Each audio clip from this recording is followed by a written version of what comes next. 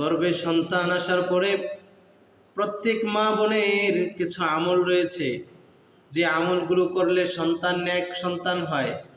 এই জন্য প্রত্যেক মা বোনের উচিত হলো গর্ভে যখন সন্তান আসে প্রত্যেকেই যেন এই আমলগুলো করে। কোরআনে কিছু আমল রয়েছে।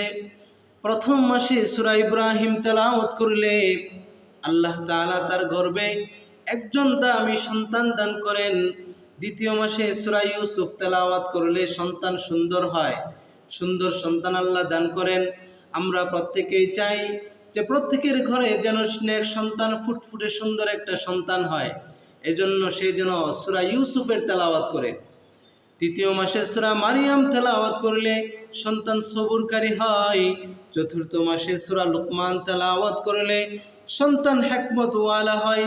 পঞ্চম মাসে সূরা মুহাম্মদ তেলাওয়াত করলে সন্তান সৎ চরিত্রবান হয়। ষষ্ঠ মাসে সূরা ইউনুস তেলাওয়াত করলে সন্তান জ্ঞানী হয়।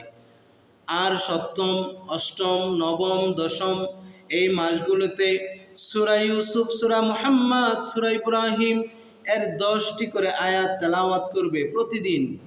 এই আয়াতগুলো তেলাওয়াতের মাধ্যমে, এই আমলের মাধ্যমে আল্লাহ তাআলা আমাদের প্রত্যেকের ঘরে নেক সন্তান দিয়ে ভরে দিবেন। আল্লাহ তাআলা আমাদের প্রত্যেককেই এই আমলগুলো যথাযথ করার তৌফিক দান করুন।